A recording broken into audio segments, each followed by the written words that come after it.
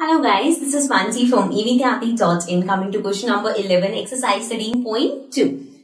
So in this question we have a school has 8 periods a day, each of 45 minutes duration. So एक school में एक दिन में 8 periods लगते हैं जिसमें से हर पीरियड 45 मिनट्स का होता है. How long would each period be if the school has 9 periods a day? So अगर स्कूल में 8 की जगह 9 पीरियड्स हो तो सारे जो पीरियड्स है कितने कितने मिनट्स के होंगे. Assuming the number of school hours to be the same, और इसमें हमें assume करना है कि number of hours नहीं बढ़ा. ठीक है.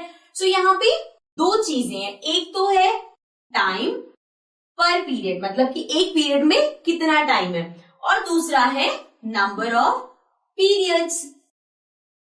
सो नाउ अब यहाँ पे बात हो रही है, अगर 8 पीरियड्स हैं तो 45 मिनट का एक पीरियड होगा, और अगर 9 पीरियड्स हैं तो कितने मिनट का होगा ये हमें फाइंड करना है. सो नाउ पहले हम चेक करेंगे डायरेक्ट है या inverse.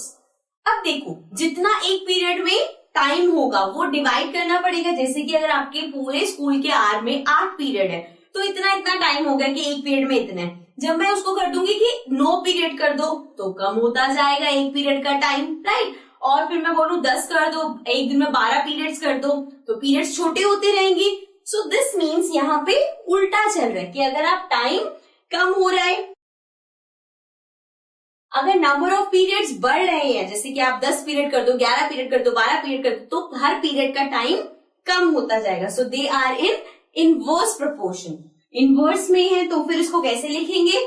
45 into 8 equals to x into 9, right. So x की वैल्यू फाइंड करने ही हो गया 45 into 8 upon 9 equals to x. So ये 9 से इसको कैंसिल करते हैं. 9 1 जा 9, 9 5 जा 45. सो 8 5 जा 40, x इक्वल्स टू आ गया 40 मिनट्स. मतलब कि अगर हम पीरियड्स 8 से 9 कर देंगे तो एक पीरियड फिर 40 मिनट्स का होगा. Okay. So this was question number 7. This was the last question of this exercise and also of this chapter. With this we complete our chapter, but if there's any doubt, any query, please mention it in the comments and don't forget to subscribe our channel. Bye bye for now.